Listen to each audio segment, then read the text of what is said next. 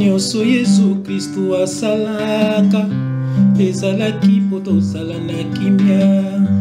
Nanyalingi kosangisa yo kimia ndeko kabwana na ye. Alobaki venez à moi, vous tous qui êtes fatigués et chargés. Ponini nyozo umela na mikumba ndeko memela Yesu. Ye konzambe akomaki moto kaka po aya koluka yo.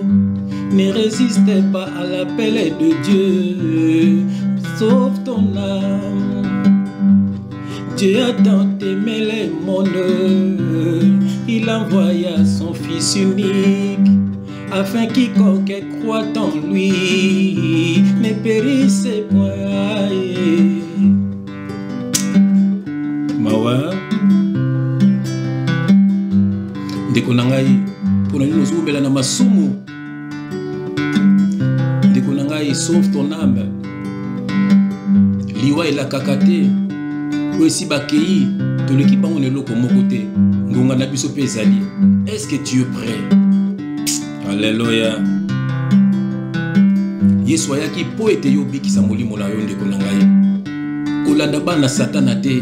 Batoni na kati na l'église, batoni l'église bâtiment, miso baza na musique ya mokili, miso na kati ya ba politique, bien-aimés ils sont ensemble. Ki ba pena ba membre muso ya famille, oh ndeko na ngai, miso na bango to mona Yesu te to kene li felo. Miso na bango na mokilo déjà, ba bana ko détruire, ko bloquer ba vie na biso, ko bloquer mabala na biso, ko bloquer mabota na biso, ko bloquer ba projet na biso, ndeko na ngai lamuka. Alléluia. Nyonso Yesu Kristo asalaka ezalaki po tozala na kimia. Nani alingi kosangisa yo kimia ndeko kabwana na ye. Alobaki venez à moi, vous tous qui êtes fatigués et chargés. Ne résistez pas à l'appel de Dieu, lève ton âme. Ye konzambe akomaki moto kaka po aya kozwa yo. Pona nini ozomela na mikumba ndeko memela Yesu ye. Dieu a tant aimé le monde, il envoya son Fils unique, afin quiconque croit en lui ne périsse point. Bien-aimé, Yeban Zambe, Tangozano Nunabomoi, Sokyo Koufi, c'est fini. Dieu n'est pas un Dieu de mort, mais des vivants. Yangoyo, Yakolanda Yesu. Bien-aimé, ba posa mokili, ba posa nsoto, bien-aimé, résister. Résister na biloko wana. Kangama na Yesu, pour bikisa molimo na yo. Et mission oyo, oko teyama, au nom de Jésus-Christ. Ciao.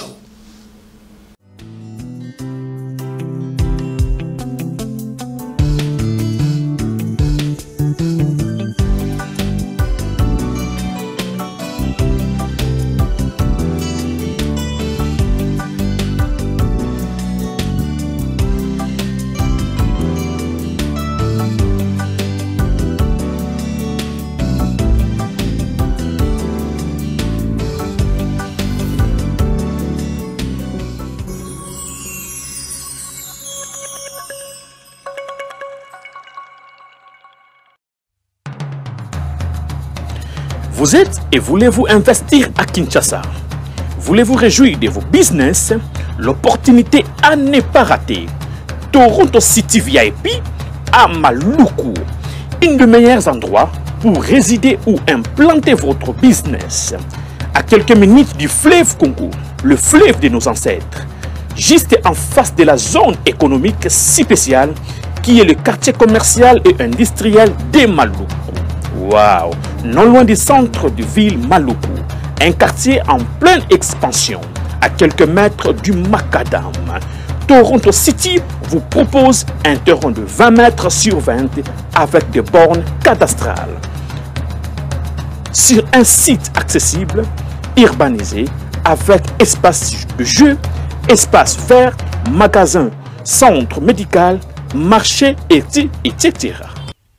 je vous appelle, venez nombrer et acheter. Donc, je voulais juste faire l'appel à nos frères de la diaspora, de partout où vous êtes, en Afrique, en Amérique, à l'Océanie, à l'Europe, en Asie, pour venir acheter les terrains que nous sommes juste en train de morceler.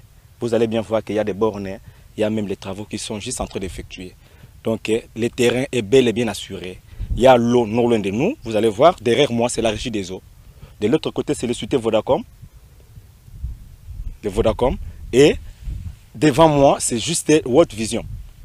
Là où Vision Mondiale sont juste en train aussi à un projet de construire les maisons pour ces travailleurs. Donc voilà, nous sommes ici à Maluku. C'est déjà un endroit habitable. Les quartiers, comme vous allez voir de l'autre côté, c'est déjà habitable. Il y a déjà les gens et c'est non loin parmi les autres cités que vous connaissez déjà. Donc je suis très fier de vous présenter ces produits qui n'est rien d'autre que, oui, nous achetons les voitures, nous achetons tout ce que nous pouvons avoir. Mais avoir une parcelle, c'est vraiment une très bonne chose. Pour tout contact, contactez Willy Mafuta au plus 1 90 57 30 15 40. Toronto City, waouh, les 4 qui nous réservent l'avenir de demain. Vive le Congo, vive Kinshasa. Quelle grâce. Voilà, là toujours to côté la mbote mingi émission bino bolandaka avec mon frère Jean-François Ifongé. Ton frère Zeboto Salamoura tout à l'heure frère. Quelle grâce. Des mots très mélancoliques. Et on te bat au thé quand on poigne. Tout le monde bat au thé comme un Tina ya Charles na biso na Carlito. T'es carabanzembo, comme tu as un concept payant, ne t'as pas frappé qu'à la minita. C'est par amour pour aucune philosophe au continent. T'as mis tinzambo.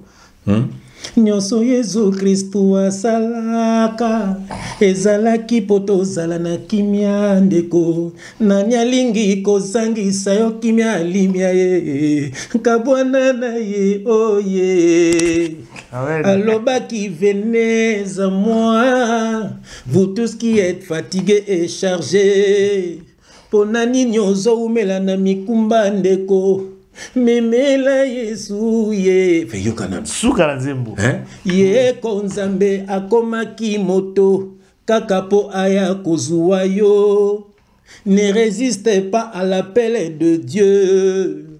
Amen. Sauve ton âme. Kasiko et salami. Quelle grâce. Vous avez reçu gratuitement, donné aussi gratuitement. Nous sommes au thé, comme ça, nous avons commencé à faire bête chicot na temple frère. Maintenant, il va côté à studio, il va foutre un peu en bongo, tout ça. Nana tindi bang. Nana c'est par amour. Frère Neti Nzambe, après ça la biso pe grâce wana. Moi to côté ba studio, Nzamba eloko Nzambe, soko ko mona pasi, c'est ça suma Nzambe te. Tala ndi biso to kutani, ba na so frère pesa nga 2 minutes. Tala nzembe peu komami, na la kimani so pe to bande émission. So zo Nzambe omo bunda na o mena futa sale zate mona sa do ya na Nzambe te tika na yo po ke li felo voilà ya mo Monique frère de ba lukara mbongo ba kuta studio ba nso na moni Michel Bakenda akepa jiba pese mbongo na moni vidéo je te dis donc ça veut dire neti José Nzidane il fallait pese mbongo na bala donc ça veut dire ce sont des païens frère Nzambe makama Nzambe aku faciliter yo bien frère au moins nous kutana na mbongo na ndenge Nzambe ko tia mutu moka pambola yo c'est comme ça frère c'est comme ça neti biso to ça ba studio au moins neti sœur na pese mbote sœur Berlin Boula na Paris. Mon papa, nous avons quelque chose. C'est le langage nzembo na yoga qui wana ndian gara nzembo nzembo cercueil. Cercueil. Donc kalaté ko bima mais surtout bisono débloqué pour ba belé baza bloqué na musique à mokili na ba politique banze mingi zo bima ezo bloqué batu yango tozo débloqué na kombo na Jésus Christ. Voilà ba kala mingi de avant fin de l'année fin de l'année musika donc débloqué zo bima. Donc mon biso mon frère tangi kuna frère kamate loko maman Violaine maman Françoise na yo frère Limia donc en famille quoi. Donc ozo mona na bo petenyoso na bunda ko te pona ko ta studio. Eh d'abord la frère Ange na biso na disponible. Yeko to futa te donc papa voilà cette journée donc makambo Nzambe nzambe so to mo bunda mambo nzambe azane ya nzambe te azo sala makasi na yemoko akezo sal o kasi bongo sal na zo akina na tunaki yo nana tindaki yo senga bandeko na sala besoin na sal concert boya to sala ba don to pesa na ba pauvre bana na kimeno se ko leka bon biso surtout bête que ça bongo na combo les autres. Voilà, donc on les alliés intro mais tout on a un thème na biso to le langage émission na biso lelo. Et puis il y a lelo to kozonga sur le concert dont il y a Fali, vous allez qui na martyr, Bomonaki et les kaki génocide. Voilà, donc en tout cas aspect spirituel parce qu'il y a un peu de diabolique. Concert betaki, Bomonaki, batubaki vraiment ebelé et tondaki mais côté Sougarande moi drame ezala ki bat bakufaki je crois que il y a un débat bazo lobela mingi le balo bela peut-être spectacle betamaki mais déjà batubi qui va focaliser sur bat oyo bakufaki donc na concert wana donc to lobela moi muke pourquoi parce que déjà les ba mission musu de ba lobela ki déjà to ga wase ko lobaki ay ba stade wana e betama mingi ba sacrifice voilà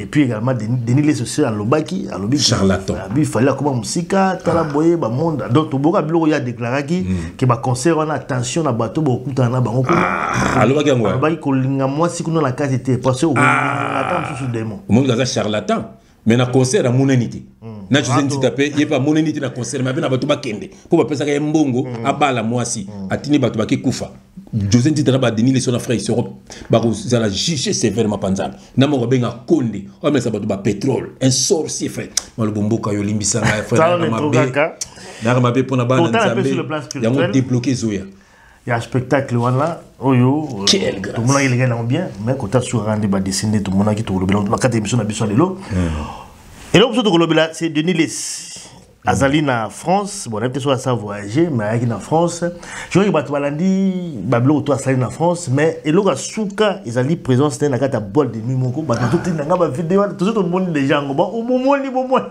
Alexis Bizaleli nae Denis na kata boîte de nuit et puis boîte de nuit ka pambate ezala kata ya boîte de nuit oyo na ba prostituée oyo bayaka wana ya takala baza ko bina ba fandelio.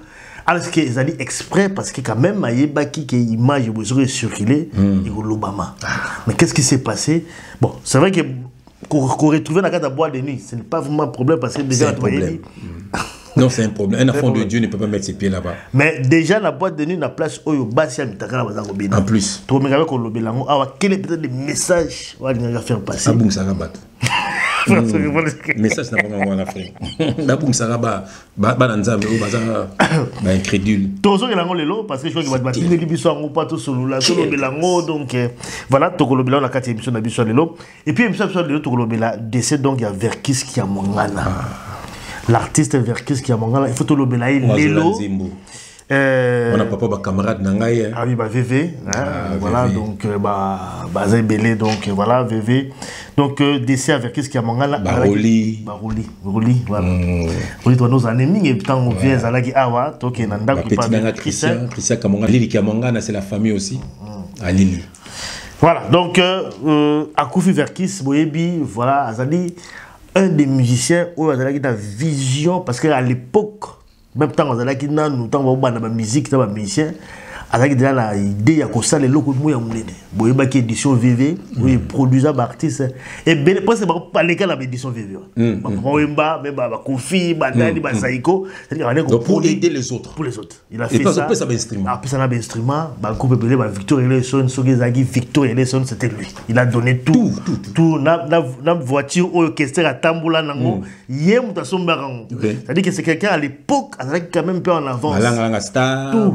tout ça divertit à nous favoriser ba jeune je vois qu'Azala qui vraiment mais le ba mikolo bazala bazo détruire des ba jeune so ba étoile ba jeune pour ya keneka liboso ba bisaka ba jeune te to le bela jeune so bimi moko ba ko battre ba paye et puis nzembo na ye o ya bimisaki boyebi ya mutu muinda uta wapi na mutu naka o ça là quelle révélation excommunié donc toujours il a peu moi muke parce qu'il y a révélation à l'époque donc il faut quand même que le blanc parce que on beno soka batu mwindi alors mutu muda uta wapi ya solo frère et puis tu s'appelles mitema mabe batu mwindi avant mission on a parlé tout à l'heure là les tout sauter ba américain ba rappeur wana bazaka contre baninga ba noir ba bomba na ba ona bango na rap ba finga bo te ke bi mindele noir na ba noir ata bana biso to bota ba new jack ba nini ba no beta ka ba noir ba congolais kaka mais beaucoup ne bunana ba rwandais beaucoup ne bunana ba nini ba na arabe beaucoup na bota ba arabe beaucoup pitumba mais rien quand ba ba congolais kaka au monde beaucoup na référence ba ko beta ba tu na référence ah mais non voilà tout le bellement que Verkis parce que lui a le monument Diwan les amants négligence moi mouké bon jusque là ba konuna no été bon voilà ba organisation ezali ko salima mais tout le bela quand même yé mouké na kati émission na biso les lo on ezali ba thème pour développer le lo je crois qu'ils allaient beaucoup plus par rapport à la musique en bon biso mais donc la question moi également serre-moi tout na biso par rapport à la musique. Pourquoi est-ce que tu considères toujours musique à mon comme musique moyamabe qui bat pas la nangote parce que question moi bat moi ba mituna moi minga c'est l'absolu Christelle dans les États-Unis à tunaki frère Jeff me rappelle qu'on répond moi rapidement comme toujours parler sur musique tu ressens qu'il a un moment qui na kati émission na biso voilà tu répondre mais tu peux si mbote quand même mais ko ka ba question na ezo la sala que non azana Saint-Esprit té biso pembe na pembe ko so azana Saint-Esprit ako mituna ba question bongo mais tu répondre quand même ça m'a aidé azala na Saint-Esprit au nom de Jésus-Christ. Voilà, frère, avant tout gota, donc tout ça belle affaire. Makambo le bio, na ba kombo tangi. Au bonda te fait.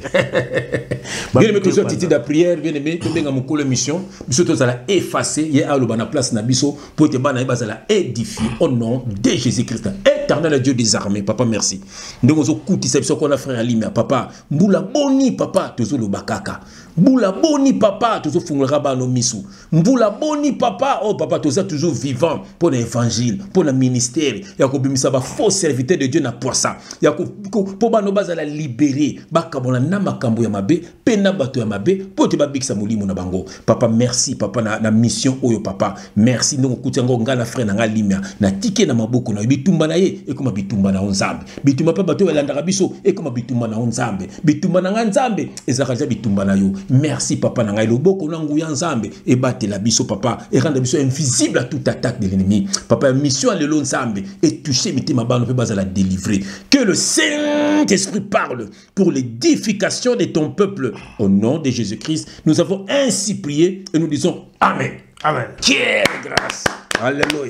Bien-aimé, ningana, soyez dans la joie. Bande konabino, on est là. Bien-aimé, tout le monde qui n'a bino, nyoso toko mona, nyoso toko yoka, toko bimsa na poisa, toko bange lokote, toko banga motute, ato zande kwa nani, toko bimsa yono na poisa, soko zana misala mabe, onde ko Moïse mbi, onde ko Mike Kalambai, onde ko soki ya nani, toko bimsa yono na poisa, soko zana misala mabe, atabiso mokope, soki bande ko na sobo tamboli mabe, toko yako bimsa yono na poisa passe, pas la biso compromission et salité. Bien-aimé, soyez édifiés au nom de Jésus-Christ.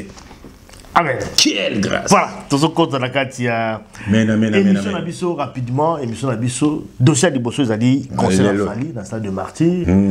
Voilà, parce qu'on a commis référence, le stade de Martyr, sur les artistes. Pour Bandi Mayo qui au commis au coquille, il faut mettre un stade de Martyr. Il fallait bêtise, tout le monde va se placer à cause de là, tout le monde va héritier également, faire également, mais tout ce qu'on a quand même fallu, stade de Martyr.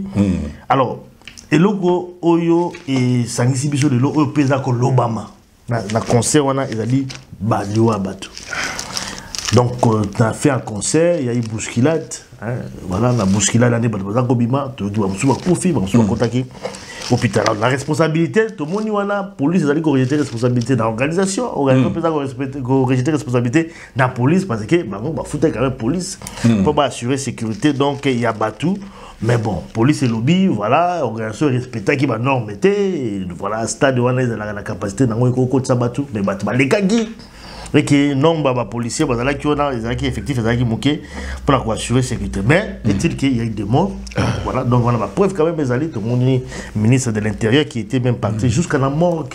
Donc il y a Mama Yemo pour la constater et puis voilà, bah image des alliés.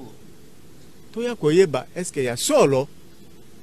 Bibembe na biso ezali awa bouti ko assister administration ya morgue et pesi biso ba élément nyoso wana na ndenge corps mibale elongo awa moko ekei na Kankokolo mususu ekei na Saint-Joseph oyo wana mususu wana eza na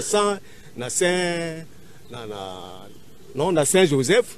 Et Ali, d'après eux, d'ailleurs, ça serait peut-être la première victime, ou famille Ezwa qui y est Mbalamoko Bamemi na Saint-Joseph. Donc, je confirme que ton perdre Bandeko 11. Moutou a zoti a doute que ton koufelité. Kasi a yawa. Mais papa, attends moko. Attends mi balé. Ce qui te koufeli. Est-ce qu'il faut qu'on crée polémique?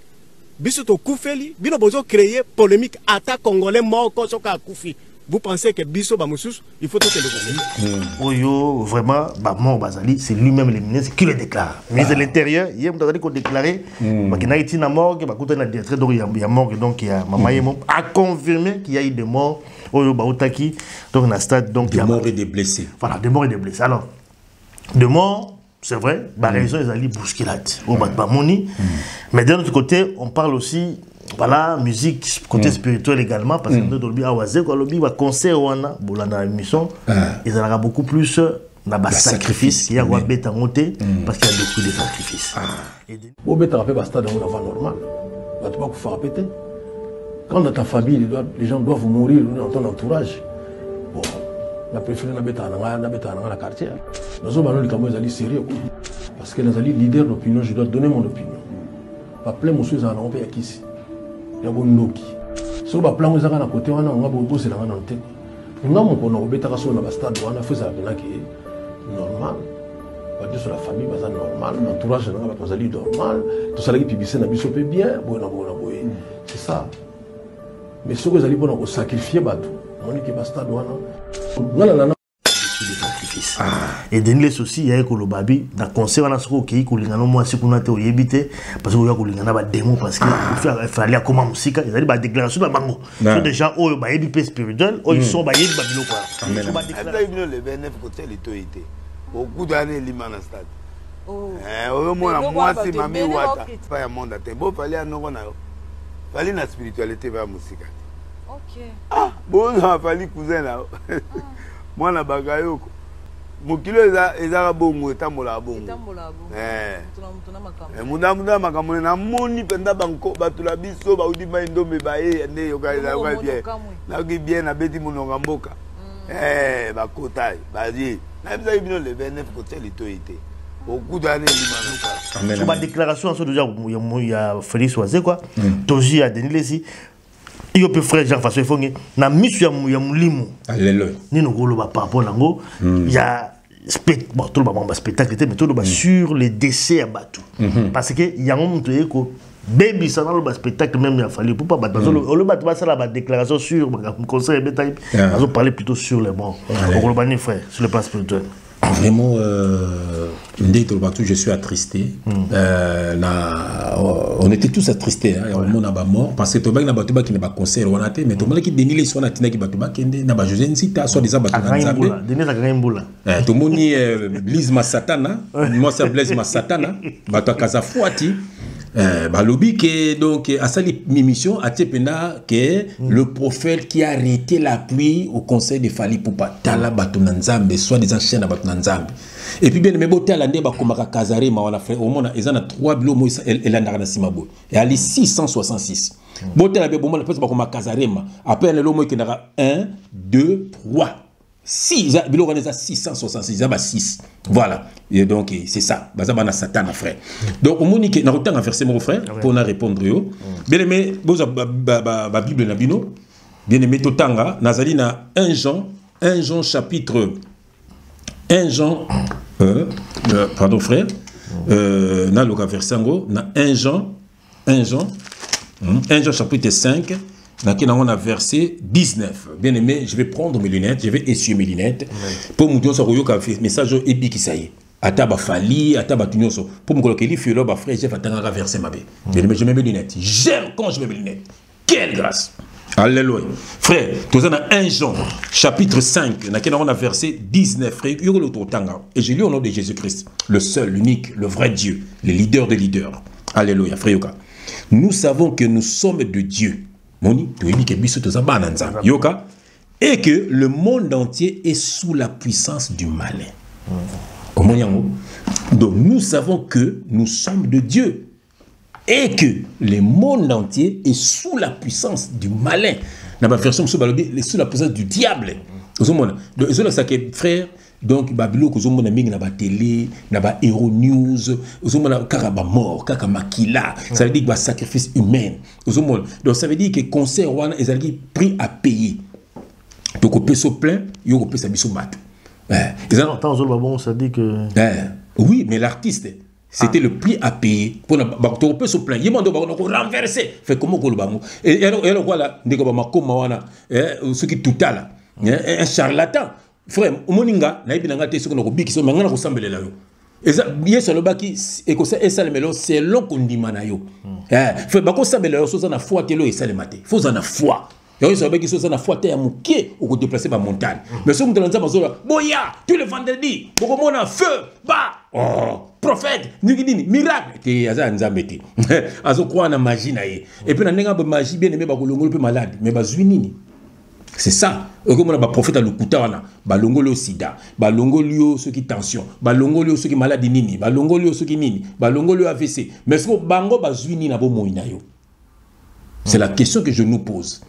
Nzoka, soka mona Yesu, voici les miracles qui accompagneront ceux qui auront cru en mon nom. Ils chasseront les démons. Malade des alliés démons. Chasser malade na bomo na yo. Chasser malade na bomo ya bana na yo. Ngana le bon maman Françoise asaka na au milieu hospitalier.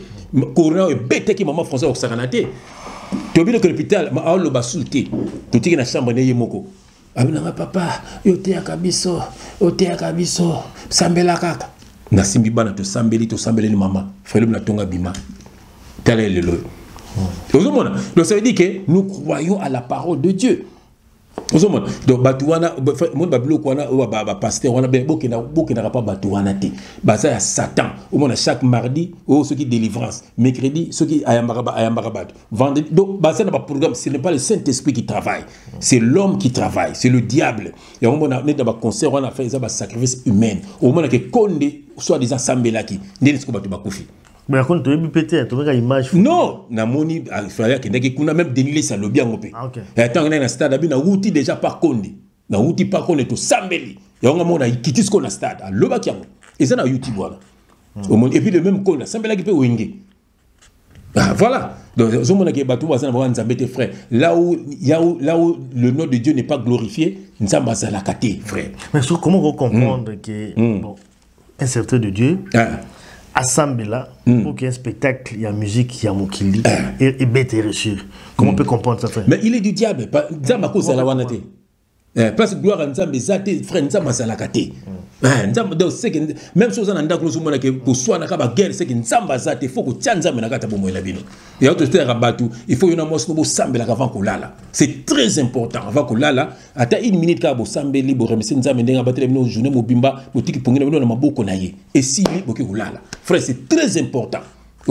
Donc yango mona ke diable azo réunir na banda ko belé azo réunir na bafia batu belé mais ko kombo yesu na minoko batongo zomona neti tango na nazolo ba wana Dieu n'est pas là comment bino penda bazo beta tano batu ndenge balati tano batu ba wana bana ba drink na mungu policier moko azo bina na munduki na masanga omoni yango batia partout na ba TikTok policier maman moko na bébé na ye ozomona donc est-ce que nzamba ça glorifier ba nzem yoka ba thème nini ba oyimba wana yoka ba thème. Donc Dieu n'est pas glorifié, alors prière on a frère Isaac Mamalukuta, taso boni ba kofi on nzamba za ko nzamba tabomi batu. Na moni siko. Donc c'était le prix à payer. Na télé magicien moko na kina asali vidéo sur yango a expliqué même aigle c'est quoi na monde bon spirituel. Niveau nini mon a commis. Donc ça veut dire c'est terrible. Donc na batu bazo kota, on a batu musu bazo sepela na bango, bazo komisa na bango spectacle wana, mais côté ba mort ba lo na bango te. Il y a même des journalistes qui ont tanga kombo lo na ti lo collé. Donc so landi kutie frère poso obimisa ta na TV wana so pena de gogoazo la beta inti. Ya solo frère zo comme ça ça passe. Un intellectuel comme ça, voilà, n'est-ce qui va foutre combien? N'habitez pas surtout croire, n'habitez quoi, n'habitez ça fait mal. Donc ce monde que Batouba Koufate, nous on s'en fout. Donc Batou, donc Yangonza mais c'est bien denga le sur na maman Kiliwana, botra ka intérêt na bino, donc quand ils ont danger, aboumi Batou, oui quand tu vas kuna pour la bango za gloire, c'est terrible. Mais frère, tant qu'on zo le prix à payer. Ouais. Bon, ça, mais regarde d'abord expliquer Bissot. Hein. Oui. Parce que bon, ça, on n'a pas de preuves de toute façon. On n'a pas toujours pu la preuve. Parce que nous, on a vu tu vas côté tant qu'on bimandé bimandé na ninga désordre ne va côté parce que porte fali aux abattements aux salinini frère biso to yebi to tanga ba comme soutien et la partie c'est belé on attend à belaka on a concert ba faut pas kufa soit qu'on a bar bitumbe fait bima faut makile tanga ba mo bengana ba même ko bengana ba bar to yebi ba to parler à l'époque ba bimu na loba ozomon Vous avez azaki soit côté na bar faut bitumba faut mo mulangi mo pa faut makila ba ko bengane na babar ouais vous avez mes frères tant que le prix à payer tu pêches au plein et au pêcher bien on peut se battre parce que le plein on a c'est quand même des gens qui sont déplacés pour baquer un concert na ba démon mais je te dis frère mais yo moko lobi ngo dini salbaki nini kolinga moi si na kati kunate frère na ko betsa ese na lobo pene mission moto sala kana yo tant to betaka Bercy eza na frère na biso moko a témoigner pa na ngai tant molinga na kuna bongi motema abi na frère nga na kotaka concert na bino ya Bercy mais surtout ma batu baki belé tout ce qui na suka to aleki 3 tozo bina bozo bina biso to bina biso to aleki côté bla suka pena kota entrer mamo to bina na talaka na moni moi si moko kati na biso frère biso to bina ka 3 moi on est zo briller ndike mami wata donc quand tout makile ningana na tika baninga nanga okenga bazaki yemta zaki na voiture abi na tika baninga nanga na bima na kota na voiture na songi mamo Belgique lobi nango na ko nango sambela tilelo docteur ngana mo sambela lukanga pena selanga témoignage wa denis yo mo pas lobi yango motelinga mo sikona te voilà donc ba demo bayaki frère bango ba ko peso plein pour on a besoin au kamusa mokili ba ko kamusa mokili ba tu pe bayaki na ba demo pe ba yebele tourner caméra ba zo ba tu ba yebele na ba to so yo maka mutu mais c'est ça mutu tu sais na isorobo ya vina biso linga pe moi si natanga pe komona mes famille ba benga obisus voilà a linga moi si akutela moi si na nzela ba lingani ba ke ba kotek na boîte et lobi nango na ndaku akeluka moi si yango akino zonse na ndaku wana ba c'est motozo luka kufa to luka famille ba benga biso et ça là qui bango passe voilà donc ça veut dire que na via bilinga linga muta kufa. C'est terrible. Donc, donc c'était le prix à payer. Alors, na souka, nombre à battre. Ce que tu as battu 20. Tant que 20, on a sur place. Tant que sur place, on a 10. Comment on est? Bamsous, on a maladie. Donc, et ça m'a cambré belé, frère. Et ça m'a cambré belé. En fait, nous sommes à poids, yo artiste ont gagné ni le fait mais yo le bien c'est l'artiste maintenant incontournable donc le monde était en salle bongo mon impact donc pour bagina ko retourner stade na ba wengi mikolo pe ba tosi donc c'est ça Lucifer so wengi ba boko to c'est comme jalousie donc olingo linga to tosa donc et comme nango ba tuba wera ba mozong sa botala wera wa salaka voilà comme bongo donc beaucoup comprendre donc beaucoup botier est-ce qu'on a même place na bango voilà le ya loka qui pas diable bon frère avec azali pays le seul té o habite la stade bon bayani pe ba betaki bon to ka bina ba mo bongo té comment est-ce que parce que bango pe to ba té bango pe sur le bibongo bango pe bazala sur le plan spirituel également ça peut bloc voilà mais pourquoi ces côtés là bango on n'a pas vu ça il y a on a vu sur il y a un magicien moko aleka ki na kisasa kuna il y a un magicien moko aleka ki a expliqué niveau na niveau donc ça dit niveau ba jibe bazana ba fait na ba wela au moins bon to bazo ba héritier dernier fils na ba ki on déjà ba to bazo soit na bazo comprendre ba ta la musuni to mona ki biso za faire mais bon ba monter spirituel sur le plan spirituel na ba kambo na bango ba bi faut pas monter ba petit mona biso moko boy moni na clan na biso na loko na biso to simba mais on va passer ba master na bango ba Blaise Boula na ba Dolph ozomon attention ba na ka ba mi balé ya ba simbi c'est petit héritier ozomon voilà sur le plan spirituel. Voilà, et puis, si peut-on pas si remettre à stade. Alors, bah, maintenant, nous fallait faciliter pour Aïbi, bah, tout bazali bosonaï. Ouais, bah, Yébi, banganga, frère, banganga. Alors, ce qu'on dit, il y en a des degrés. Alors, au moins, si on va jibe, bah, ouera, bah, bar, il faut l'ongo la bar, wana. Donc, et ça, va sacrifice. Bah, ouais, ça, il faut l'ongo la bar, wana. Il faut ça, la boy. On dit, mais il faut l'ongo la bar, wana. Ah, on dit, mais, et puis, bah, c'est ça. Et puis, bah, frère, je te dis, monde, wana.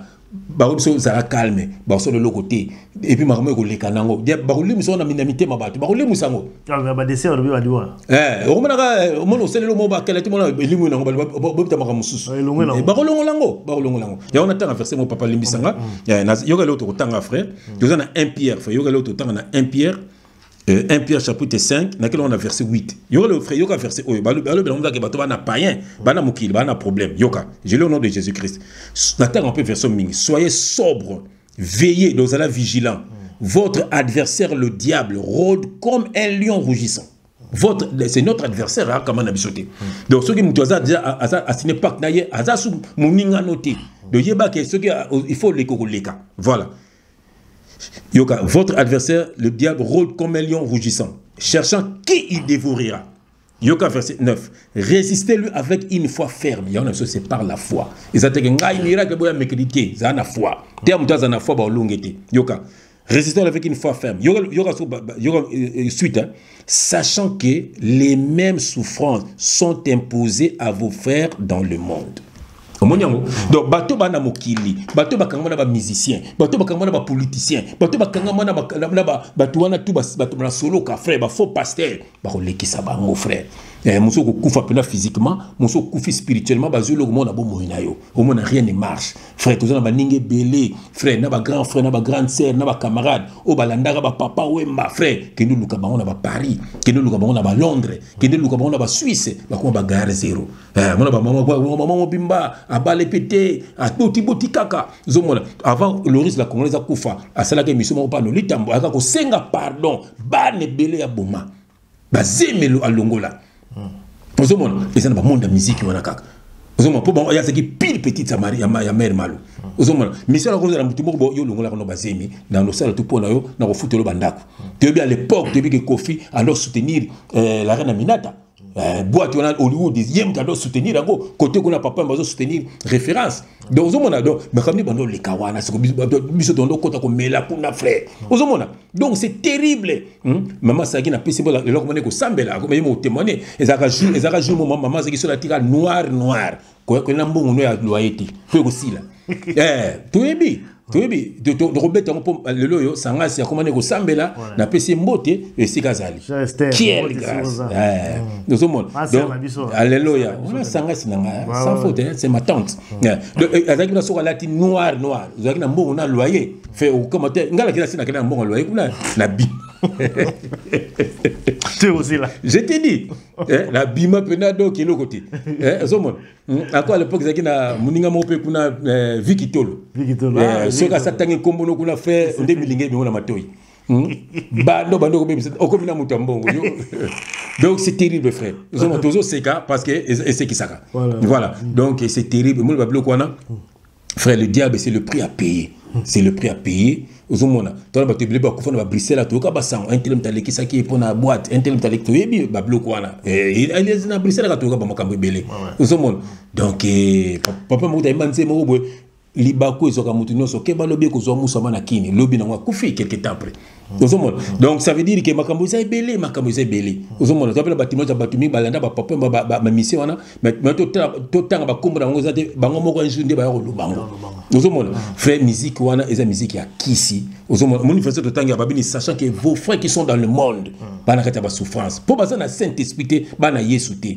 balanda ba musicien balanda boye alors bazo za ba vina bango bazo détruire ba vina bango frère namona ki colonel Jagger n'habite même ce kitao namoni fi azo tambola namona simbi pantalon na maboko ceinture ezate azo katsa prince frère na telemi na tali vina azo kindi na makolo noki pasi ozomona mais sote ba vina balandaka ba musicien ba yemba ki bana banzembo ozomona donc c'est terrible donc quand même peu ministère yando soda abota même na mos nandako ozomona donc tout les années misala mabe mais so bi ba païen ba fala c'est ko so de bi vérité bo mona ba fana kwiti o wana papa na biso o wana yaya na biso o wana grand na quartier ozomona mais ozana maoya batute bato ba kufa bato baza détruit frère na ba musique wana baza belé baza détruit frère ata ba mère malone zaka musique frère ezaka musique ozomona maman ko bebisika vino bobo tipeteka na olandaka ba musique baza belé frère so bito to beka ko répertorier ba maman wana tout au mona yo mo ba au moyo mo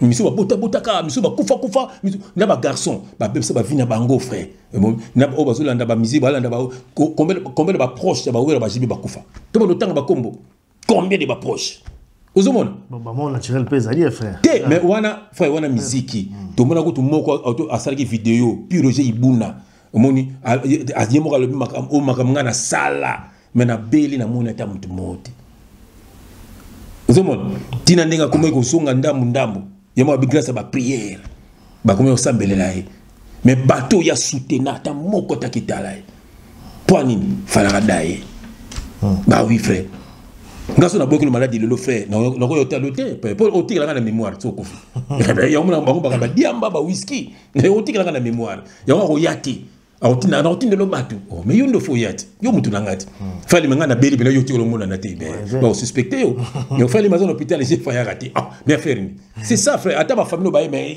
ata famille ba mona ngai bah je t'ai dit donc ça dit il y a un problème ozomona ayebiti na pona ko yala espoir na bimé peso ngelinga dozomona po yebinga espoir nga matinda yango voilà moko na ngai azongeli ya komona ko yate frère mais soko kufi yo kama mbongo nenge ko bima ah c'est terrible frère ozomona ya on doit bien aimer toi ko tsola batuté s'il vous plaît tozo tsola mutu mogoté mais tozo beta son de la trompette bien aimé.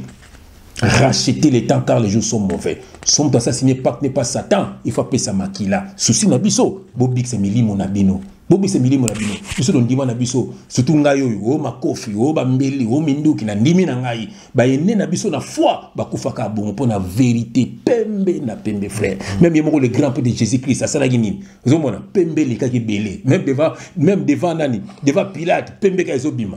Vous mona. Donc vérité biso ba nzambe ya vérité. Donc voilà beaucoup il y a biso pamba voilà regardez mais ce qu'on continue d'esprit bah té muto azo sauver biso tika na landai na kombo na Jésus Christ.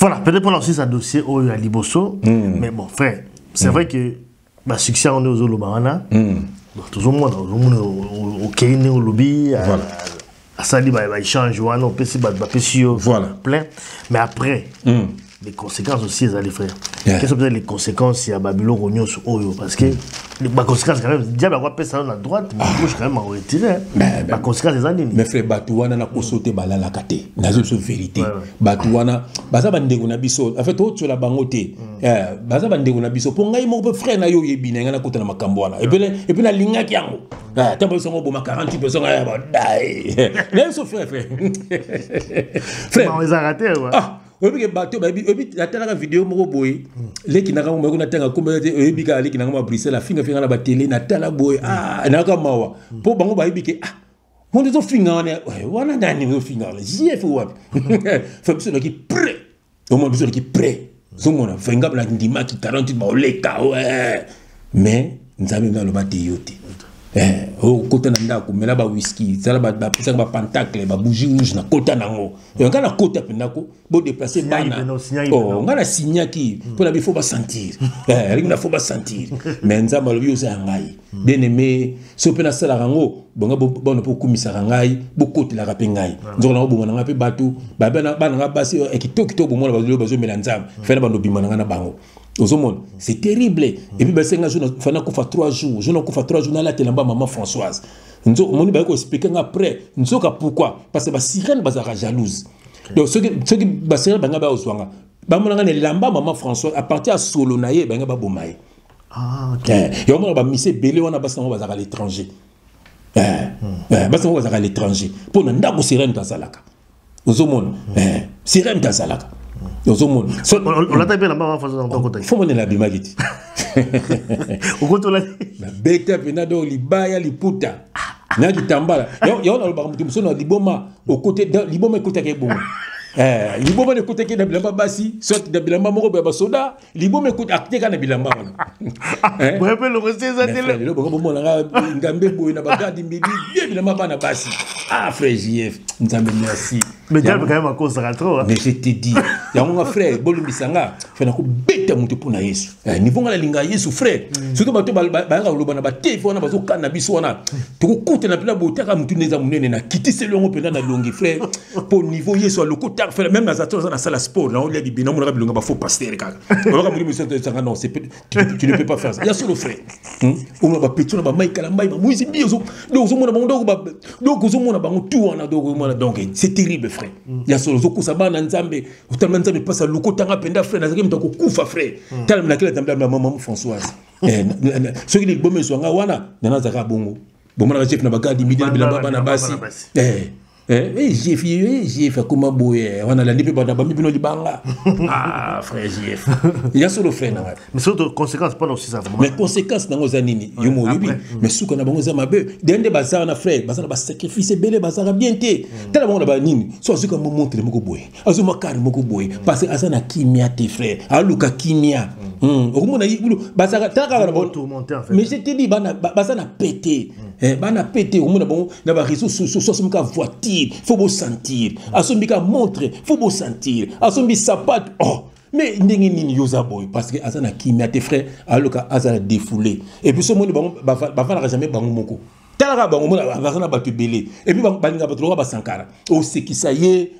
o tie ba makelele na moko image moko garçon mo lati kilote mo a sekisa fali alali na mabele faut mo la fali nga zo seka azo baka fali azo komisa ka fali donc bon balinga ba fou du roi voilà donc il faut asala bongo donc ba mission na tout soki na bandako na bango mona bo baka na batu mo ndenge wana il faut ba sekisa ka bango il faut ba sala ba po abosana mo ba makambo bela salaka ngako na ka sanga mo mukonzi mo na kina za na so vandi bo boke binga nga mangobo mona mangobo penda ye donc azo seka koko ya même na mabele so mona bo binga nga mo nzali donc c'est comme ça bato bana vie mon frère il y a pas si ya ngo bandeko na bomo manifeste to tangiawa donc bokama na Yesu bato na bazana kimiate na tanga fese masuka frère avant to le kelo comme na zana 1 Jean yoko na tanga 1 Jean chapitre 4 1 Jean chapitre 4 dans quel on a verset 4 à 6 1 Jean chapitre 4 voilà verset 4 à 6 voilà yoko frère je lis au nom de Jésus-Christ vous petits enfants donc biso vous êtes de Dieu yoka et vous les avez vaincus parce que celui qui est en vous est plus grand que celui qui est dans le monde. Voilà, eux, ils sont du monde. C'est pourquoi ils parlent d'après le monde. Et le monde les écoute. Et on a frère, donc, Batouana, Bazana Batomokili, Mokili yo Karabango, Mokili yo Karabisote, Batote Bisson, Baigri, Bajalou. Verso, il y a frère. Yoka, vous petits enfants, vous êtes de Dieu et vous les avez vaincus. Parce que celui qui est en vous est plus grand que celui qui est dans le monde. Yoga verset 5. Eux, ils sont du monde.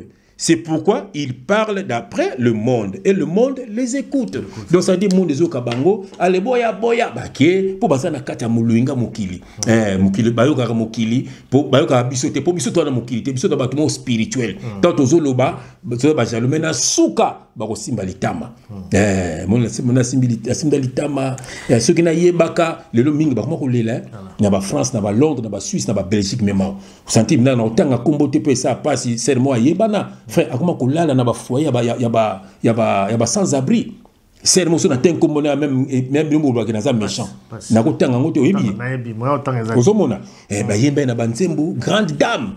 Ozomona. Ba foyer ezala ke bokoti na butu na tongo ba bengani bino pour donc y a ba clochard.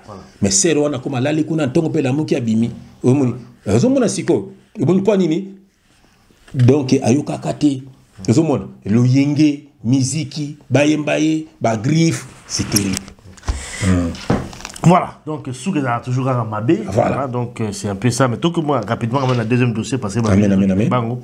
Dossier dont il y a Denis Lessi, il y a un poteau, je crois qu'il a lobby si tu belé, Denis Lessi, Oyo, vidéo ne va pas au de la Rabiso, na kata boîte de nuit, et puis boîte de nuit, il n'y a pas de boîte de nuit au Bassi, Babina Mitakala. Donc, il y a un peu de à l'aise dans la boîte de nuit. C'est terrible. Il faut filmer, pas filmer. Il faut comprendre quel est peut-être le message qu'il faut faire passer. Parce que il y a des pétages. Il n'y a pas trop de pétage, tout ça. Pétage. Mais déjà, pétage, c'est la folie. Mais pétage, c'est la folie. Dans mon c'est l'émission, ça pétage. On a maquillé, on peut combattre le problème. Ok, pétage, moi, ça, c'est pour qu'on a vu que ça pétage. On a pétage. Il y a moi, c'est bien qu'on soit en cause. Mais c'est ça, il est pété, frère. C'est ça. Mais est-ce que on comprend bien? Il est du diable, frère. Ils ont passé un message. Un message subliminaux, frère. C'est des messages cachés. C'est ceux qui sont initiés, ils vont comprendre. Donc, ils ont l'accès à Batouké, Bonzambé, Zanangoté. bon abino ba boîte tout ça vie na biso en fait c'est il faut quand même que renverser en fait c'est-à-dire que même toi bon Nzambe pasteur tout ça la bino ka ndemoko voilà mon azo renverser ba hôtel voilà azo renverser donc makamdo ça les marao ya biso peut tout ça tout ça alte habito ça tout ça la ndeyango ezande tout ça la ndeyango ozomona frère moto ko sala ngo akokoya ozomona frère il m'a se retrouvé quelque part ya pono ya bolimisanga na ndenge mtu mpona interview ozomona mais na biminanga mais yo siko ozomona mais yo siko non et puis moi na Nzambe frère akoya kapa telemi mais a demeura kana mabete basé belé ba demeura na mabe moi mutu mo azana 2 femmes ya ye akosa ko kuna mais amona Nzambe te amona Nzambe te aya par accident ozomona neti ba denile si ozomona ndinga zo vivre ndinga yo na tikimo somo na sembe na kinya seulement le bakango zana tanga verset mon frère natangele verset na 1 Jean chapitre 5 verset 18 je lis au nom de Jésus-Christ feyoka nous savons que quiconque est né de Dieu ne pratique pas le péché mais celui qui est né de Dieu se garde lui-même et le malin ne le touche pas. OK frère. Babi Moutounioso, c'est tout celui qui est né de Dieu ne pratique pas le péché. Ça veut dire péché fait quoi il ne faut pas. Il ne faut pas on se retrouve dans tel mot regrettant on ne savait pas l'émission. Peut-être ça va permettre qu'on parle ngati ne logo. Peut Dieu permet des choses. Il y en a ça va boka mana yeso boka mana batu. Pour ça à continuer ça logo moko ateyo après mon conséquence ko zoa et tino sala mo soute. Vos men amateur que mutate ayo. Mais bah dini les frères, OK verset nous savons que nous savons que quiconque est né de Dieu ne pratique pas le péché mais lui pratique le péché. Mon afana kata boîte, frère na baso na bazoya et puis azo ganga lo yenge ko ye bazo loba. Donc était pelise manzambi ndenge moko yanga yambie na plateau.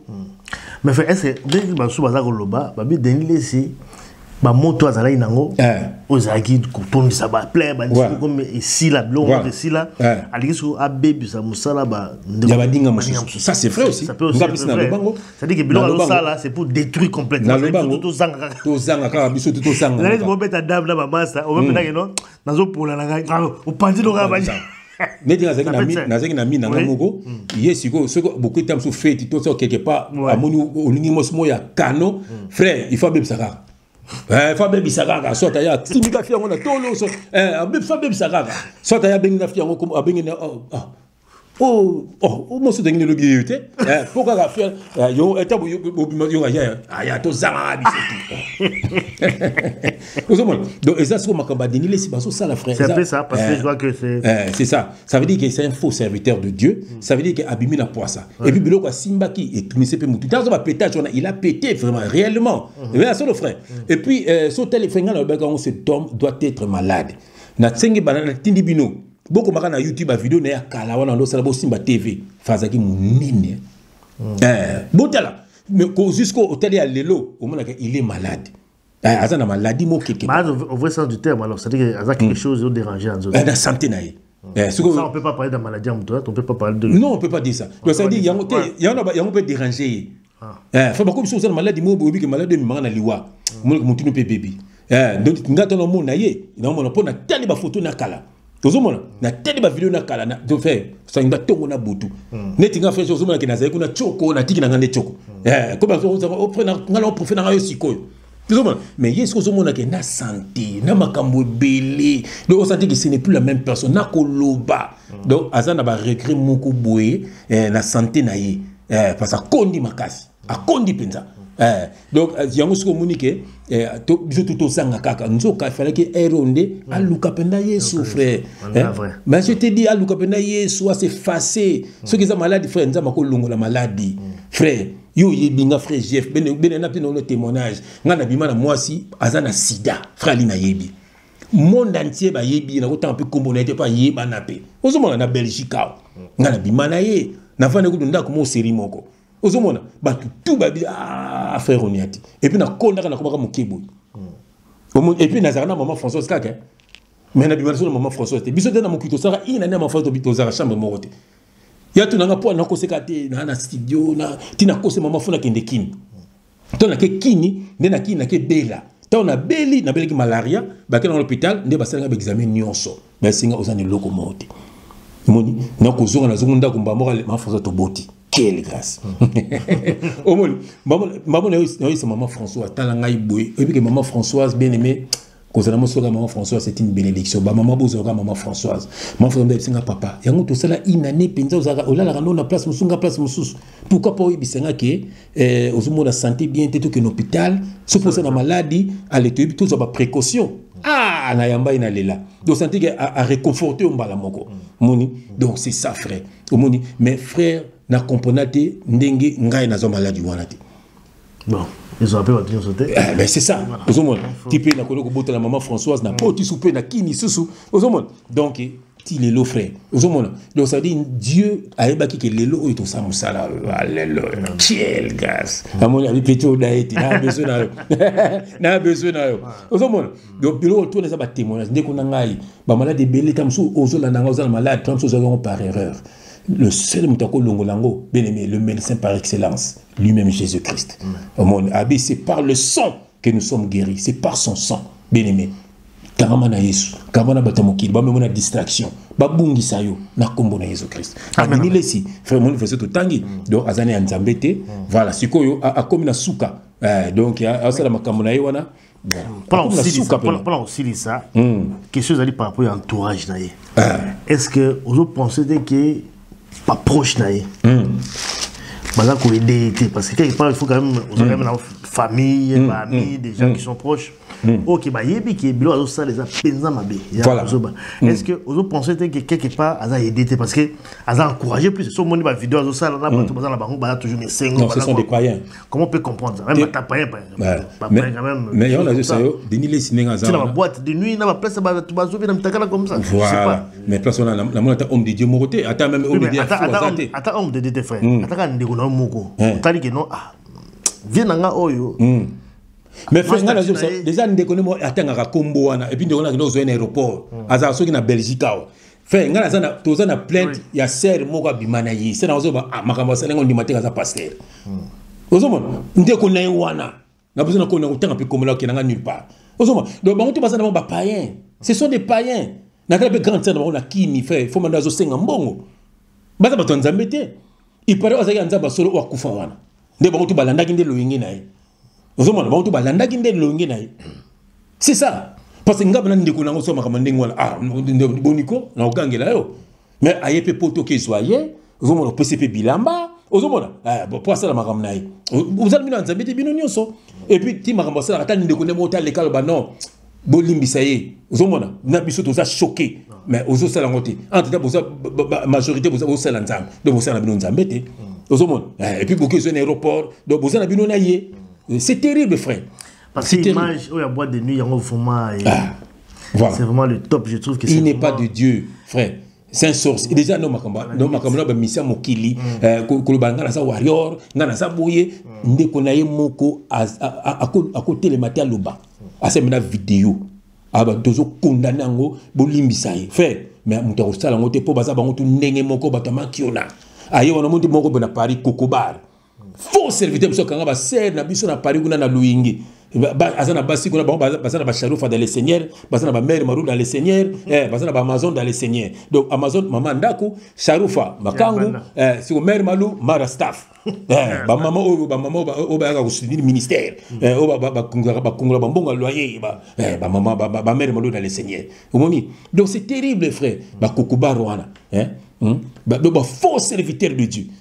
Et puis à place là quand monta makasi au tel même yo makamasi yo makamasi ozoma ba nous sommes na ndela beaucoup de kata na gare moko boy au mona ba ayo peso kutuka mbote ozoma ce sont des faux serviteurs de Dieu frère ils sont là pour détruire les enfants de Dieu hein voilà. Et puis abimisi affiche vraiment merci na ba combattant ba kenek na kata église na pam bana ko luka Denis faut maner zo trembler ya ba za kimta makasi la landa kiango. Donc merci na combattant mais désolé na combattant corrompu au dernier signe de konangai donc il a regretté na makasi na regretté na penda bon on appelle la badnaye ne doit chou mboma badnaye penda mais na regretté na net chou mboma il m'a blessé agwa tigate tes frère au moni on vient na ye batna bango donc frère ngazaka militaire Odombo azalaka militaire na yokaka chura mboma aza sportif et ça quoi militaire frère au moni militaire tant que guerre frère tu que guerre poignet plutôt bingana banguna Frère, même papa ne soit pas rebelle au bête balle. Pour que on va détruire le pays. Parce que tous les bunda pour la nation, pour la famille tes frères. Alors tant que tellement comme tout sur un bon malobaka, tellement tout dombo lobaka. Ah, madame Denis Sindegonangai. Ah, n'habitini quand le loba en côté. Eh, maman seulement baye ko bête a été pas interrogé. Maman yépeba. Sécurité, va protéger bien la maman. Regretter. Bon, sur le bureau, il y a plus sur le bâtiment Congo. So to bomba Congo bangwanati ba pasteur ba politicien bangwanati donc comme so peu politiquement royé so commentaire mo zande ko na to privé na à côté li c'est peu mission mo royé et puis on ndiri na rapé ce que wenge yé ya jibe ba commentaire balinga wera ba utamo bulu so peu jibe yé donc yango bongo c'est donc c'est terrible. Voilà, c'est ce qui se passe. C'est terrible. Espérons. Mais bah combattre la lingabino kaka parce que bon même appé bolamusa batu. Moi bah sentiment faiblesse spéciale. Bon tout rambo moi je t'aime toujours au bon rambo je t'aime toujours ben masomo je t'aime toujours. Mais bolongo la sentiment parce que soldat otika la soldat. Un combattant c'est un soldat. Voilà. Voilà donc dossier à Denis Lessi, tout quand même le dossier à Souka, ils ont dit à Lioué Verkis Kiamongala, frère. Verkis Kiamongala qui était un grand. Comme dire par rapport. Il y a pour naïe à musique. Attends, musique, toujours la musique, il y a ma bé, mais tout un peu sur le plan, il y a contribution naïe. Parce que les lobes groupe belé botama, ils ont dit grâce naïe. On va faire le bapeda, groupe n'engé botama, c'est grâce à lui. Parce que c'était quand même un visionnaire à l'époque, il avait créé son édition VV. Au artiste, c'est presque tout les gars qui ont a créé un groupe belé au botama, balanga sar, zupé, Victor Eleison, tout ça c'est Verkis Kiamongala qui donnait les instruments, qui donnait tout. Voilà, pour la aider l'artiste à évoluer. C'est vrai que à ce moment, comment il peut en perdre de vitesse, tant que Macambé a 3 jours et l'on commis à digital, je vois qu'à l'époque, on a des scoyos. Alors, il faut s'adapter, c'est pour mon édition VV et Saineti et Kita. Et surtout, de reconnaître dans Zembo et Mbaki, Motomoindo, à Otawapi. Na bande musa na ngai, na bande ko aider artiste, na sauver ben instrument, au lieu na ça la commerce mususu, na pembelo pe ça ben instrument pour aider artiste. Voilà, faut pas y bakango. Et lelo yo sauver artiste basé belé na Congo, c'est grâce à moi. Parce que tant que na bandaki, il y avait pas plus de 10 orchestres na Congo. Donc, na zalaki na un pas pour l'artiste donc on a ça la bango malheur mon na ligne avant la kufa il faut l'artiste va sentir que tout ce qu'on faisait est ça qui blague que mongo ya solo ya ngoyo musale zo mona na penza et ngala zo répéter que au moins on peut-être mabé une société des droits d'auteur c'est plus qu'une banque parce que moi mongo na zo ya monsieur zoya logo ba o ba partager ni ko elega ki wana mongo te na sabam donc naza ko senga que batu nyonso o bazo yiba bakanga bango même nengi blaze azo tia makelele wana na conscience ne ayibi mingi okay wana yo lobi mais na pesa exemple ya Zaiko Langalanga soki volo kwa longwa gite ne Langalanga sale salamate. D'accord, ça c'est le mais tant l'intention ce n'était pas il y a créer groupe Moussoussou, l'intention des alliés à faire descendre Zaiko. Quand tu prends l'artiste, c'est pas groupe wana ba tcheki mutu makaze pa na yo okwesi ba ba tama batembo yo okufa. Te wana okosi. OK, c'est mon côté où on a la longue musicien pour écoufa, jamais. OK, c'est nous sur la longue musicien, c'est pour former un groupe à part. Non, l'intention c'était pas ça avec. Non, comment l'intention vous avez une intention dans la puisque muta longue mais bi pour lui c'est un fou. On a dit chef d'œuvre. Chef d'œuvre parce que alors se poser ma question, frère. Et là, nous allons d'abord avant tout le paiement de Zembo. Na rotanga verset aussi. Na Romains chapitre 12 verset 15. Nathan na kombo na Jésus-Christ frère Yoka. Réjouissez-vous avec ceux qui se réjouissent, pleurez avec ceux qui pleurent. Donc ça veut dire ceux qui sont aux alliés. Donc betel comme sengo donc sepela ser moga bali ser moga boti frère mogo zomona. Voilà ser mogo boy. Ce qui peut les cambo à condamnation, c'est-à-dire to condamner na but moga bana nzemba za la sauver. Ce qui peut les cambo liwa to za la compassion pour la famille, un peu famille za batuto yebi, ce sont nos amis, to koli na ba on a poto banda basage. Donc vraiment to souhaiter te présenter ka ba condamnation sur la famille. Donc nous sommes ensemble hein. Ko bungisa papa za ko bungisa yaya te, il y a papa, donc patriarche. Voilà, donc tout ça de cœur na bango. Voilà, maintenant les Cambolobi tam il y a bon, c'est par ignorance hein. Via zalaki na ye moto na nzambe te hein, ba moto mokili. Donc surtout ba ndenga bato mokili, ça dit ndenga bato mokili. Voilà, ndenga bato mokili ko aider ba jeune à salaki yango. Ataki place moko bato ba betara ba concert, ataki place moko azopesa bato ba instrument gratuitement puis bozo sala so asali groupe. Bon, azaki pe elo mo pe mabe salaki pe azo panza ba groupe. Ozomona, omona mutu mo avec un groupe stable, soka bo beba na ye, omona ye pe aller. Atie zizani, azu quelques musiciens, azu pe akuna, allez, asali orchestre. Mais ça permettait quand même un groupe Bébélé s'écrier aussi, hein, ça c'est bien qu'il y ait un peu de choses à la mabé. Voilà. Le fait que le groupe Bébélé peut bimé aussi quand le système là. Oui, mais tu me sais pas, tu ne pas pas si. N'est dans mon équipe tinaliwa papa ou maman Amazon a pensé qu'il y a un beau tété.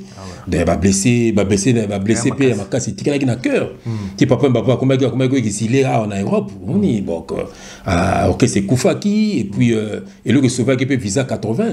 Le papa m'a dit qu'à l'époque a même un concert il y a la star, donc c'est terrible. Donc ça veut dire c'est déjà le passé. Bon, avec jeunesse, hein, jeunesse na bango, ba ki na ne betu de benga le rando. Yesu sene rando, quand ma na bongo bela au bomara groupe na. Et puis ça ba les mains clés hein. Il faut ba mener ba na capitaine de l'équipe. Azu ba mener na yo, donc aki na zaiko pe azui, aki bo shock star, donc c'était bon, c'était l'époque.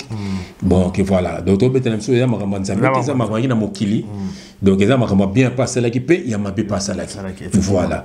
Mais le groupe est intriguant un peu, na moni même na famille Zolela, famille Mosusu, donc moi c'est Abalaki na souka également. Bien. Donc nango, moni fait Zolela et puis aussi côté Agnoka longo vraiment on a assuré intérim donc il y a Sokoda, c'est ça. Il y a ça. Mais Nzembo frère, moto moindo auta wapi na gomitu naga. Façon de biso zaka Nzembo wana. Est-ce que tu as la catégorie à Nzembo Mokili ou bien Nzambe? Parce que je crois que là il s'est posé quand même des questions, et puis des questions pertinentes aussi. Donc c'est Nzembo Moto Moindo Aouta Wapi. Bah excommunié quelque l'église catholique. Voilà. Pour la Nzembo wana, pour le tuna ba nyonso soki Nzambe pembe, moto soka moka o diable Moindo, mais soki Moto Moindo Aouta Wapi. Ba nyonso tout ba représentation tout les agents de voilà. Ça c'était quand même des questions posées, clés à poser qui ont dérangé quand même l'église catholique à l'époque. Nzembo Roto classé dans la catégorie. Frère, on a le barat toujours. Mon Satan c'est là un message. Parce que nous n'avons pas ça là un message par la chanson. Et les gars facilement. Mais et ça ce qu'on a bloqué Moussoussou parce que Dieu peut inspirer aussi un païen.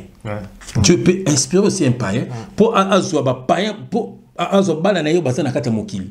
Parce que yo zana bonza moko imanze mo païen na yo kangote. Mais ceux qui tam Moussoussou, mais c'est moi mokila yembi au mona tellement au mona ati phrase moko boye et même abato na bonzambe. Donc Nzambe akokota pe atiepe loko moko wana neti nzembo wana ya nzembo kitoko donc ça veut dire que po na ndenga bato mokili na ndenge ya la race blanche ba ndenge ba diminuer la race na biso de bango ba sala ba biloko wana on a ba photo so ba tie da Disney diable ba tie noir mais so ba tie loko mabe ba tiango noir. Donc il va et bien battre mais moko pe boye d'avier sombre noir donc voilà donc le retour ma be donc ils ont molili car donc biso bato milili car donc il y a un moment qui kulutu c'est notre papa parce que ses enfants c'est nos amis donc en tant qu'un artiste donc c'était vraiment bien visé. Le possomé de Yesunde Mondele, Nani Mondele, Bongo, c'est quoi Bisso. Donc, c'est la Naomi. Voilà, c'est ça. Donc, et c'est le mot à bien salagi. Et le quoi, on a un pour la banane. Voilà. Pour un zaba, ça bon, ouais. Zaba, au le mot à bien, Nagaki, Kouloutou, Emene, à Yajan, ou à Tika Bisso, parce qu'il y a un lieu de repos. Il y a un lieu de repos. Il y a un témoignage. Albin Zamba, Ibisaye. On a le mot bien, on s'est légui pour Nanga. Voilà. Neti Papa Verkis. Pour un Nzembo wana kaka. Quand ça va naï. Na komona Jésus Christ. Effectivement. Sur le banem sous bana Londres, na pesi bango mbote bana kitoko hein. Et puis on te ba kokana hein. Bana tu ba positionner changer. Kuna ba pembe, kuna ba mwindu, kuna ba chocolat, mais sur telle ba tête, c'est la même tête. Même ba cousin, ils ont la même tête. Na Londres na pesi bino mbote, moko azarami na Facebook, na boseni kombo na ye, na pesi mbote vraiment. Donc voilà. Donc on est ensemble. Donc voilà. Et puis au moni pe mama basokoda wana qui ndokipé kotaki moto na nzamba au solo là pembe na pembe frère au moni fina avec nous voilà vieux aki ba soins médicaux atiki au sal intérim ba tant ba au longo la intérim boyi boko longo intérim de comme peu bitumba pour balba ki motumo ba fala là ozomona voilà donc bitumba donc c'est ça vient na zaramte amabe venu galon ngam ta pembe na pembe frère même na mokito kaka nzembo ifolo kwa yemba ifolo kwa yembela nzembo moko asorso mina yemba ngo za somo ayembela nzembo usomona bon ayemba ngo ayemba penako batu babi nzembo wana batanga pese na cerveau bana koma kizengi bakanga na mpungo aloba makambe bele ezaki nzembo ayebokela kiye mais tant ça na be émission et puis surtout famille la day tout badaya. Il a parlé sur le blog. Mais attends, il a expliqué comment est-ce qu'il va. Mais c'est que tu espérer qu'à disons c'est que quand même ça bien organisé parce que tout le monde a nettement sabotage nettement qui ne pendant na on a été espérons en tout cas kundae na honneur nyoso nous espérons en tout cas voilà donc il y a uns là qui dossier sur mes frères avant peut-être aussi ces émissions nous avons une question à dire na biso Christelle comme dans la musique voilà. Tu vois, bah, vraiment audio mouké, bah, question tunaki. Pourquoi est-ce que musique à Moukili, toujours en mabé, bah, tu vois, yo kamote, est-ce qu'ils allaient par rapport à contenu nango, ou alors ils allaient par rapport, n'est-ce pas, à habiter ma pratique ou ma salle à Donc en fait, ma question c'était sur la musique mondaine, parce qu'on a vu l'actualité avec tout ce qui se passe, tout ce qui s'est passé au concert de Fally et tout ça. Ma question, en fait, c'était en quoi la musique mondaine, c'est un péché en soi. Parce que quand on regarde les musiciens dits du monde, en fait, c'est leur métier. C'est comme toi, par exemple, tu es journaliste. Être journaliste, c'est ton métier. Tu es chrétien, mais des fois, tu interviews des gens qui ne sont pas forcément chrétiens. Et il faut faire la part des choses entre ta spiritualité, qui est être disciple de Christ, et ton métier, qui est être journaliste. Et être journaliste, ça te... Je ne sais pas si c'est ce que tu fais principalement, mais en tout cas, on peut te donner des dons, on peut te payer. J'ai vu que tu as un compte PayPal, on peut aussi pour soutenir en fait ton œuvre, parce qu'on apprécie ton travail. Et c'est de la même manière avec les musiciens, ce qu'ils font, c'est d'abord un métier. Alors, en quoi maintenant c'est un péché? La question que j'avais posée à tonton JF, c'était est-ce que c'est le message que les musiciens du monde chantent? Parce que quand on regarde la musique congolaise, principalement, c'est la rumba, principalement, c'est chanter l'amour pour une femme et tout ça. Mais j'ai dit à tonton JF que quand on regarde ces émissions, ce que j'apprécie d'ailleurs, c'est que souvent, il donne des éloges en fait à maman Françoise. Que maman Françoise, elle prépare bien, qu'elle est belle, qu'il aime beaucoup et tout ça. Et c'est un peu ce que les musiciens font aussi, sauf que eux ils le font sous forme musicale. Donc, en quoi c'est un péché, par exemple, de vanter une femme, sa beauté ou...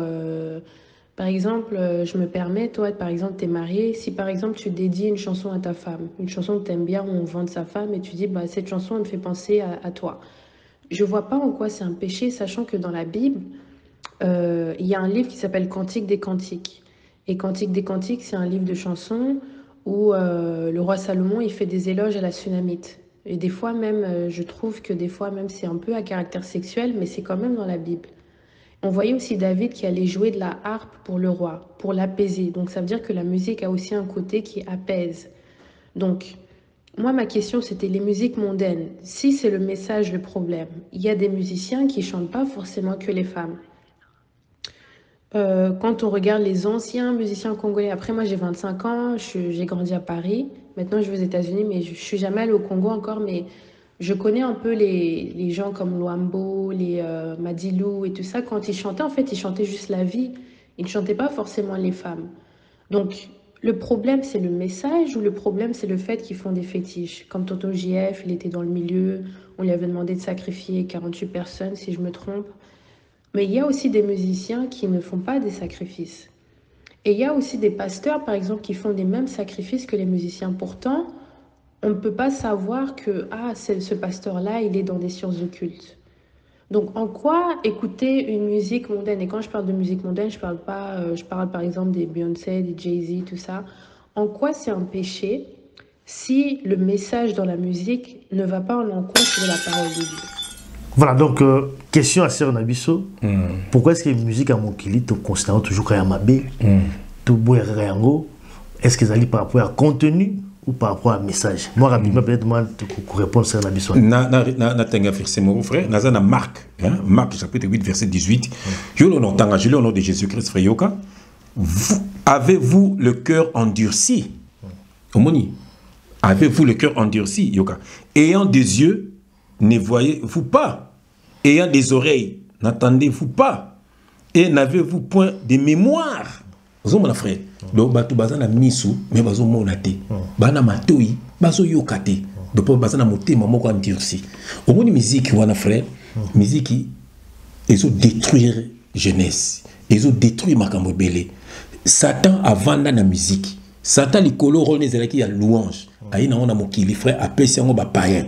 Donc ça veut dire bazo glorifier comme makambo mabe. Telle musique elle est même une impudicité et même une alcool et même du frère qui ba kisi ba kisi. Aux hommes on a quel bel mot mais ça simbi kisité. Voilà. Mais ça simbi kisité. Qu'est-ce mais il faut atikanae. Ba yo simbi kisité mozo imba soupane.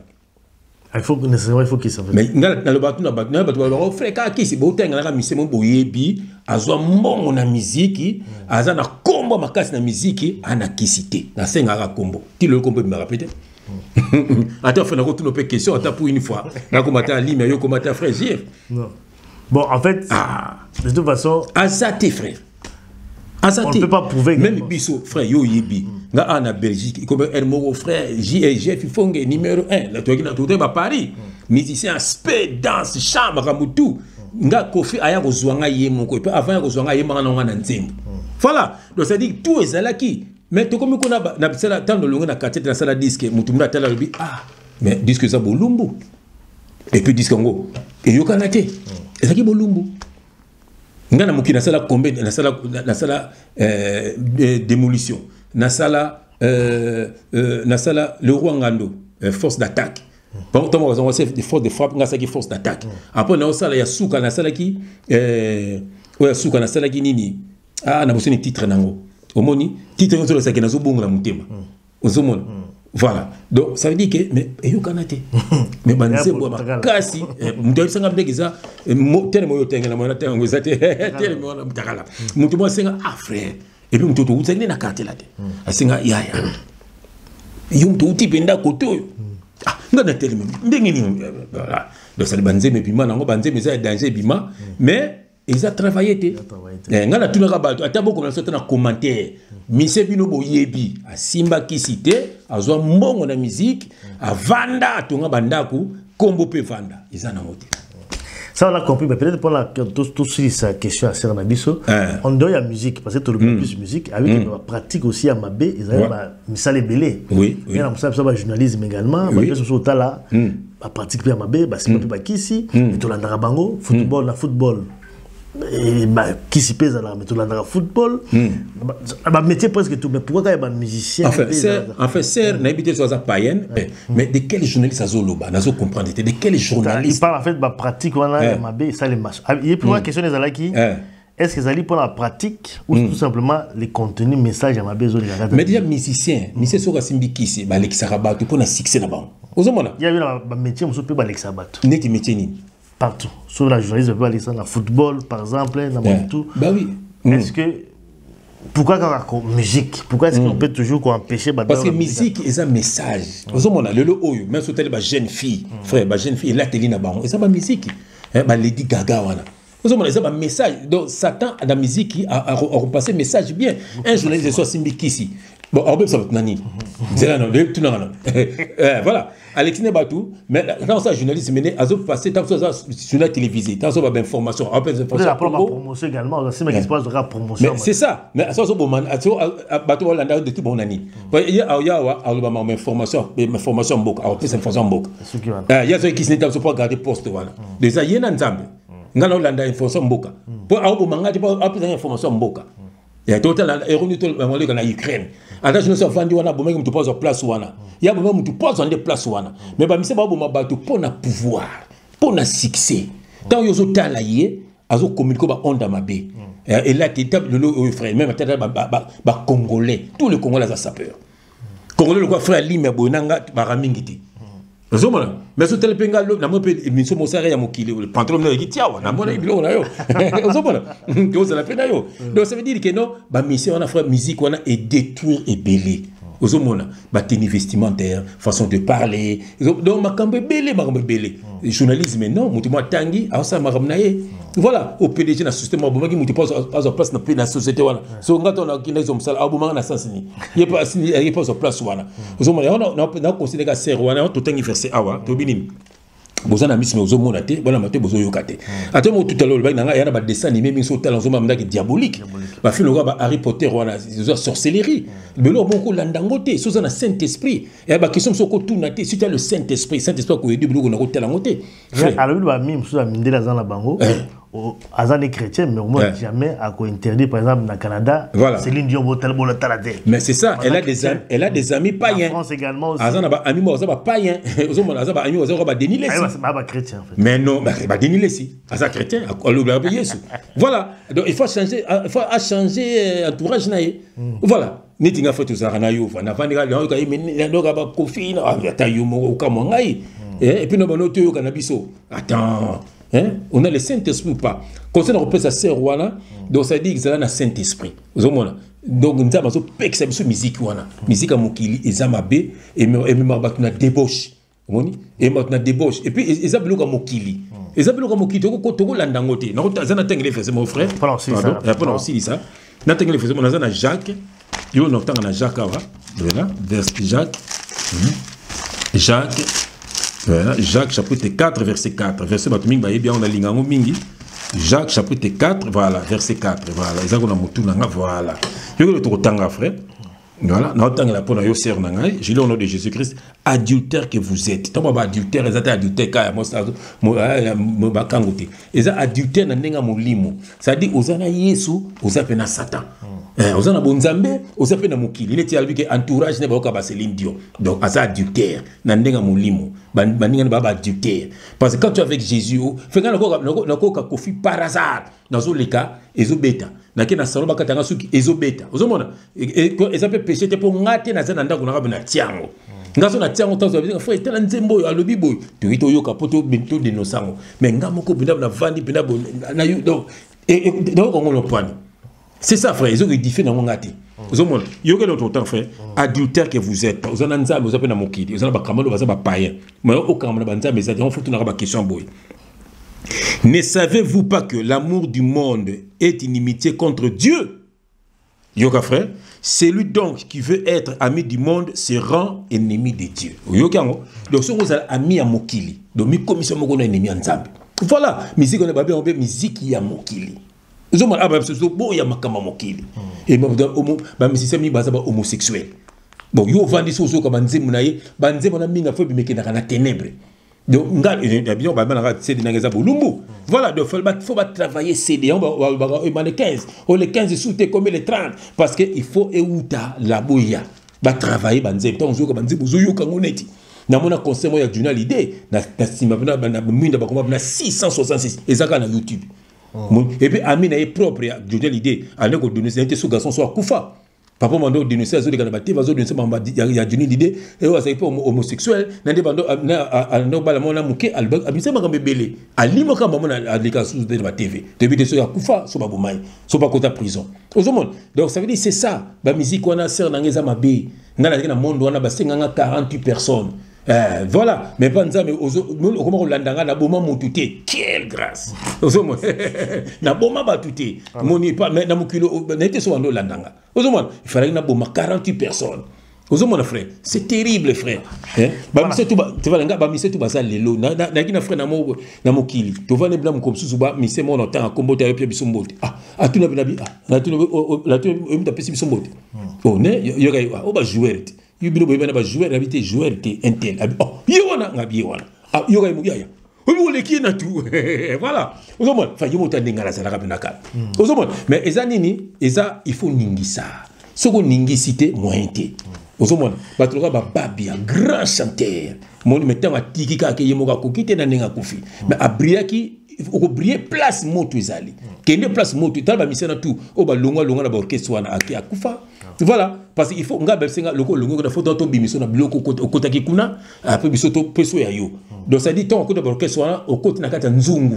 Donc mamoko ba okuma étouffé. To ba chanter les blés ba maison mère ba BCBG ba quartier ba longo ya ba viva ba ça étouffé lelo. Mais ba voix kitoko. Pourquoi il faut na ba bimiso na biloko okota ki na orchestre wana après ba peso sko biloko.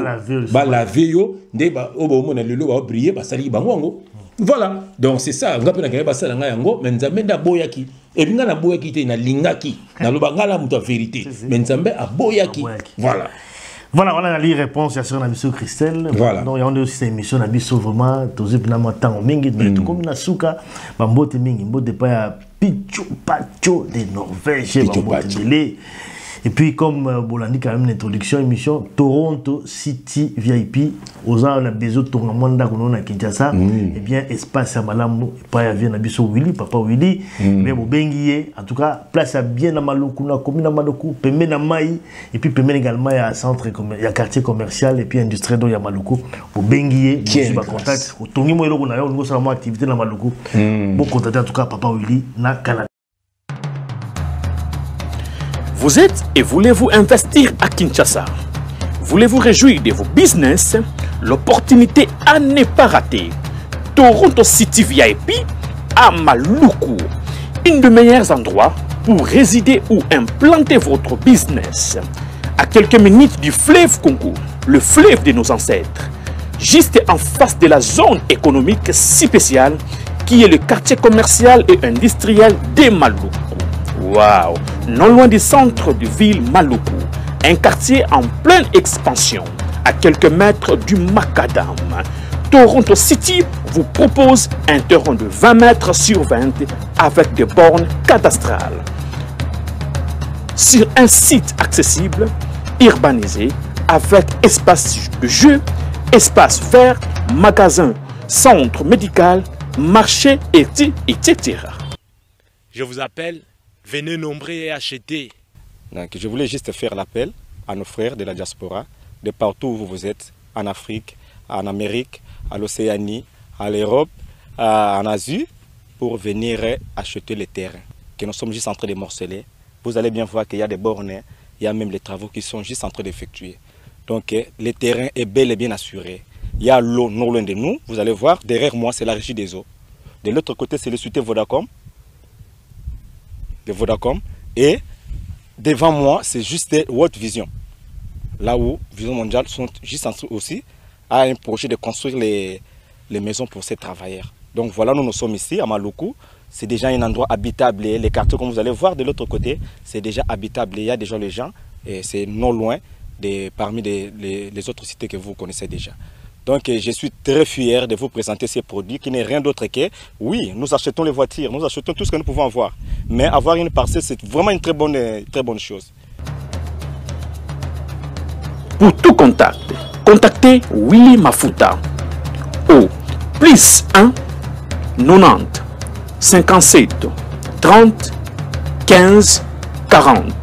Toronto City, waouh, les 4 qui nous réservent l'avenir de demain. Vive le Congo, vive Kinshasa.